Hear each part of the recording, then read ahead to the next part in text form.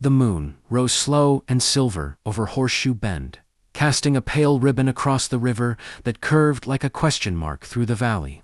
Coyotes had been bold lately, slipping down from the hills to test fences and nerves alike. And that was why Eli Mercer sat his horse near the cottonwoods, rifle resting across his saddle, eyes scanning the shadows. He wasn't used to company on these night watches. Most ranchers guarded their own herds, kept their own bends of the river. Horseshoe Bend, though, was shared land, good grass, good water, and trouble for anyone careless enough to think it belonged to only one name. Eli shifted in his saddle when he heard the soft crunch of hooves behind him. "Easy," he called quietly, "not turning yet. If you're a coyote, you picked the wrong shape tonight." A woman's voice answered, calm but edged with surprise. "Funny, I was about to say the same." Eli turned then, Moonlight catching the brim of her hat. She sat straight-backed on a bay mare, rifle slung easy across her shoulder, like it belonged there. She wasn't dressed fancy work shirt, worn gloves, dust on her boots, but there was confidence in how she held herself. Like the night answered to her as much as it did to him. "I didn't know anyone else was posted here," Eli said. She tipped her hat back slightly. "Cassie Holloway, the South herd's mine. Coyotes took a calf last week." Eli nodded. "Eli Mercer, North Spread. Lost a sheep the same way." For a moment, neither spoke. The river murmured below them, water slipping over stones like whispered secrets. Somewhere far off, a coyote yipped, testing the dark. "Looks like we're sharing the moon," Cassie said at last. "Looks that way," Eli replied. They settled into a cautious truce, spacing their horses a respectful distance apart while keeping their eyes on the tree line. Eli found himself listening, not just for predators, but for her breathing, the quiet shift of leather when she moved. It was strange how another presence could sharpen the night instead of dulling it. "You always guard alone?" Cassie asked. "Usually," Eli said. "Quieter that way." She smiled faintly. "Quiet can be lonely." The word lingered between them longer than it should have. Hours crept by, the moon climbed higher, bathing the bend in a glow that felt borrowed, temporary. When a shadow moved near the willows, both rifles came up at once, smooth, practiced, in sync. It turned out to be nothing more than a startled deer, but the shared moment left something behind. A thread of understanding neither had planned on. "You're steady," Eli said, lowering his rifle. "So are you," Cassie answered. Another stretch of silence followed, easier now. They spoke of practical things, water levels, grazing lines, where the ground dipped treacherous near the bend. Yet, beneath the talk ran something quieter, like the river itself. When dawn finally hinted at the edge of the sky, Cassie adjusted her reins. "Same time tomorrow?" she asked, as if it were already decided. Eli didn't hesitate. "I'll be here." She nodded once and rode off toward the south pasture, her silhouette fading into the thinning dark. Eli watched until she was gone, surprised by the hollow feeling that followed. As the first light touched Horseshoe Bend, Eli realized something had changed. The night no longer felt like something to endure. It felt like something to return to. The second night at Horseshoe Bend felt different before it even began. Eli arrived earlier than usual, tying his horse near the cottonwoods and pacing the riverbank, while the sky deepened from violet to black. He told himself it was practical best to be ready before predators stirred, but the truth tugged at him like an exposed nerve. He was listening for hooves, long before the moon crested the hills. When they finally came, soft and familiar, his shoulders eased without his permission. Cassie emerged from the southern trail, moonlight catching the pale dust on her sleeves. She raised a hand in greeting, a small gesture, but it warmed the cool night air. "You're early," she said. "So are you," Eli replied. They took up their usual positions, closer this time, their horses side by side. The river below reflected the moon in broken shards, shifting with every ripple. Crickets filled the pauses between words, and somewhere upstream an owl called out, patient and wise. They didn't rush into conversation. Instead, they watched, listened. The night had its own rhythm, and they were learning where to fit within it. "Coyotes hit again?" Eli asked quietly. Cassie nodded. "Not last night. But they're smart. They wait. Learn your habits." Eli glanced at her. "You sound like you've dealt with worse than coyotes." Cassie's gaze stayed on the far bank. Rustlers, drought.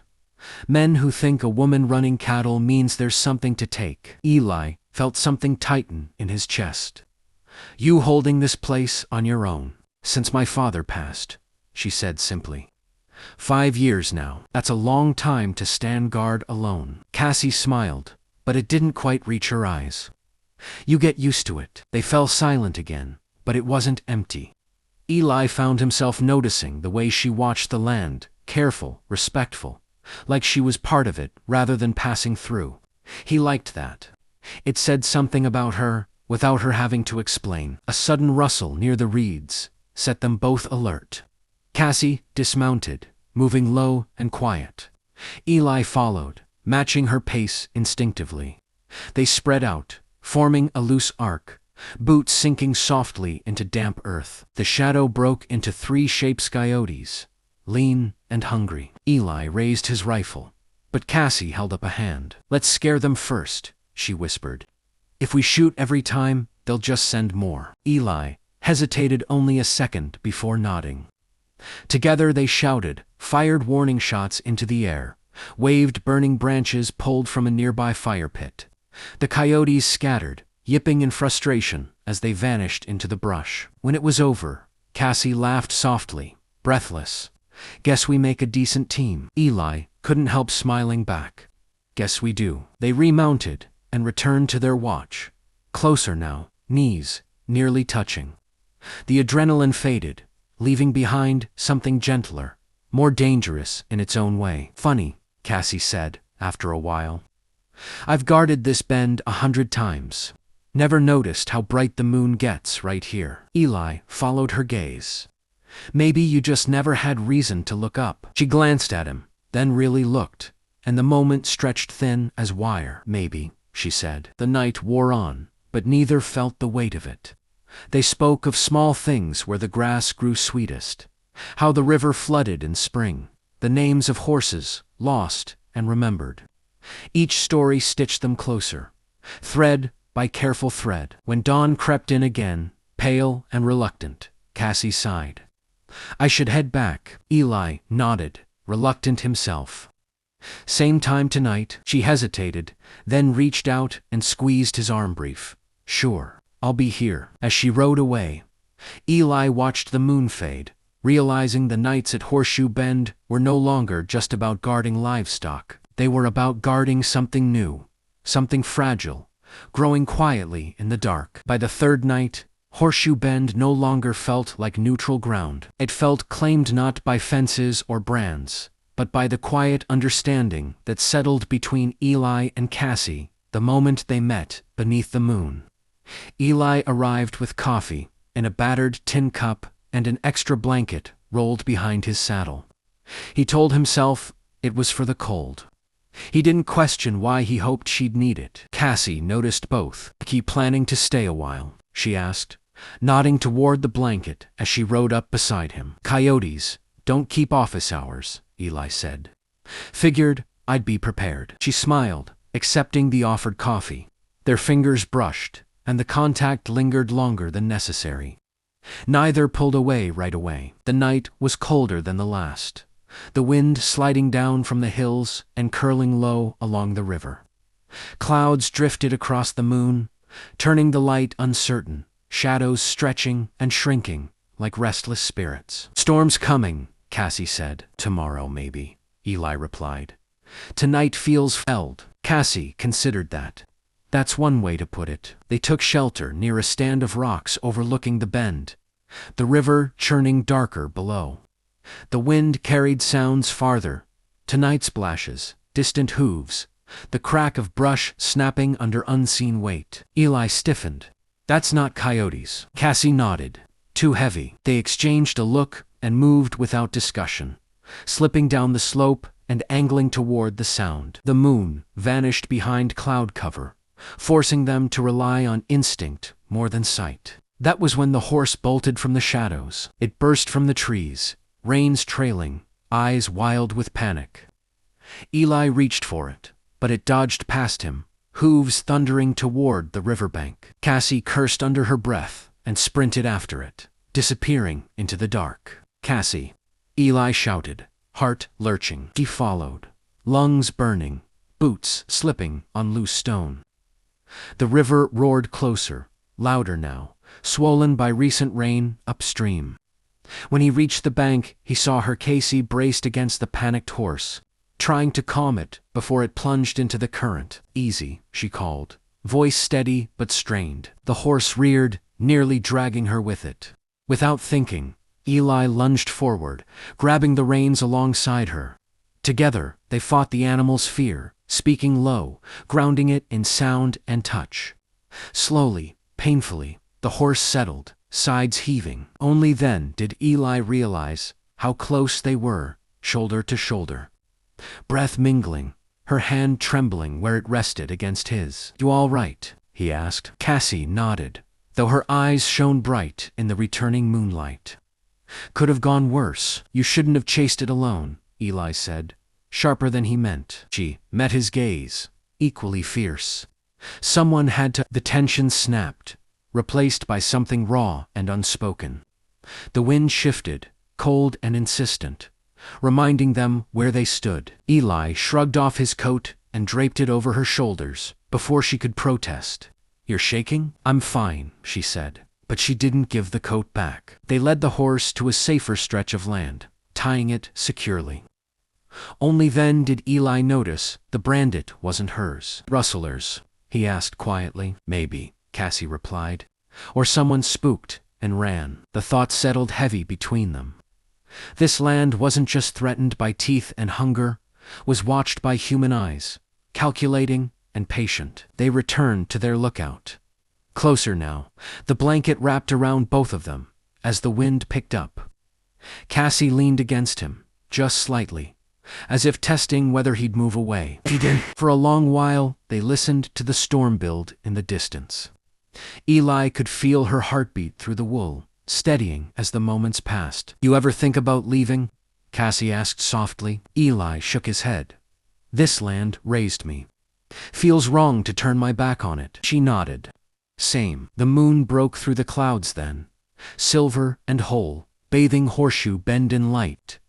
Eli looked down at Cassie, her face calm in sleep's edge, and felt the weight of what he was guarding shift. It wasn't just cattle anymore, it was her. The storm never fully arrived, but it left its mark on the night. By the fourth watch, the air was heavy with the promise of rain. The ground soft beneath Eli's boots as he walked the river's edge. Horseshoe Bend smelled of wet earth and river grass, the kind of scent that settled deep in a person's memory. Eli felt it settle now, along with the growing certainty that whatever was happening between him and Cassie was no passing thing. Cassie rode in quieter than usual, her expression thoughtful beneath the brim of her hat. "You see anything strange today?" Eli asked, as she dismounted. She nodded. "Tracks near the south fence. Fresh, human." Eli swore under his breath. "They're watching. Learning our routines," Cassie added. "Just like the coyotes." They moved their watch closer together, backs to a fallen log, rifles within reach. The moon climbed high, round and bright, but the light did little to ease the tension that wrapped around them like wire. "You don't have to keep coming out here," Cassie said after a while. "Not for my land." Eli turned to her. "I'm not doing this just for the land." The words hung there, fragile and dangerous. Cassie looked away first. Eli, before she could finish, a low whistle cut through the night sharp, deliberate, not an animal, not the wind. Eli's hand went to his rifle. Cassie's grip tightened on her own. "Two of them," she murmured. "East side." They split without speaking, moving wide, boots silent in the grass. Eli circled toward the cottonwoods, keeping low, every sense alert. He spotted them, soon enough, Two figures crouched near the river, attempting to ease a small group of cattle toward the water crossing. "Drop it," Eli called, stepping into the moonlight. The men froze. One bolted instantly, disappearing into the brush. The other raised his hands halfway, hesitating. Cassie emerged from the shadows behind him, rifle steady. "You're outmatched." The man glanced between them, eyes calculating. Then he swung around, shoving Cassie hard enough to knock her off balance, and ran. "Cassie," Eli shouted. She hit the ground hard, rolling once before coming to a stop. Eli took off after the rustler, but the riverbank was slick. The man slipped, vanished into the water, and was gone. Eli turned back, heart hammering, and dropped to his knees beside Cassie. "Are you hurt?" She winced as she sat up. Pride more than anything. Eli's hands hovered uselessly, afraid to touch, needing to. "You scared me." Cassie met his eyes, moonlight reflecting something unguarded there. "Good means you care." Before Eli could stop himself, he pulled her into a fierce embrace. For a heartbeat, she stiffened, then melted against him, arms wrapping around his back, fingers gripping his shirt, like she might fall if she let go. The world narrowed to that moment, the river's rush, the moon overhead, her breath against his collarbone. "I do care," Eli said, voice rough. "More than I should, maybe." Cassie leaned back, just enough to look at him. "I've been standing alone a long time, Eli." "Not tonight," he said. Slowly, carefully, he lifted a hand to her cheek. She didn't pull away. Instead, she leaned into his touch, eyes closing, as if in relief. They kissed, then not rushed, not tentative, but certain. The kind of kiss that answered questions neither had dared to ask aloud. When they finally pulled apart, Cassie rested her forehead against his. "Whatever comes next won't be easy." Eli nodded. "Worth it, though." The moon watched them, silent and steady, as if bearing witness to a promise made without words. And somewhere, beyond the bend, the night shifted, no longer just a threat, but a challenge they would face together. The last night at Horseshoe Bend began with purpose. Eli arrived before moonrise, moving quiet but sure, every sense tuned to the land. Word of rustlers didn't travel fast, but it traveled enough. Tonight wasn't just about guarding cattle, it was about drawing a line. Cassie joined him shortly after, her posture steady, her expression calm in that way that came only after a decision had been made. "They'll come back," she said. Eli nodded. "And we'll be ready." They adjusted their plan, spreading lanterns low along the river to give the illusion of distance, while keeping themselves hidden in shadow. The moon rose full and bright, painting Horseshoe Bend in silver, just as it had every night they'd met there. Only now, the place felt changed, anchored by shared resolve. The rustlers came near midnight, 3 figures this time, moving careful and quiet, driving cattle toward the bend where the river narrowed. Eli and Cassie waited, hearts steady, breathing slow. When the men crossed the line Cassie had marked in the dirt, Eli stepped forward. "Turn around," he said evenly. "This ends now." The rustlers scattered, one running straight into Cassie's line of sight. She fired a warning shot that sent him diving into the brush.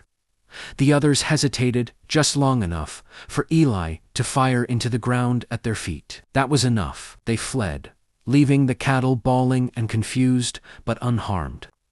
Silence returned to the bend, thick and ringing in its aftermath. Cassie let out a long breath. "That's the last of them." Eli lowered his rifle. "They won't risk coming back." They stood there for a moment, side by side, the weight of the night finally lifting. The moon began its slow descent, giving way to the faint blush of dawn. Cassie turned to him. "Guess this is where our midnight watches end." Eli looked out over the river, then back at her. "Maybe the nights do. Doesn't mean the rest has to." She studied him, searching. "You asking me to trust daylight, Eli Mercer?" He smiled softly. "I'm asking you to let me stand beside you in it." Cassie reached for his hand, lacing her fingers through his. "Then, I guess Horseshoe Bend did more than guard cattle." As the sun crested the hills, painting the land gold. Eli kissed her gentler than before, full of promise. The river flowed on, indifferent and eternal, but something had been claimed there, just the same. Not by force, by choice. They rowed back together, no longer strangers meeting in the dark, but partners stepping into morning wear love. Like the land would require work, faith, and steady hands, and it would be worth it. Don't forget to like, comment, and subscribe for more Western love stories.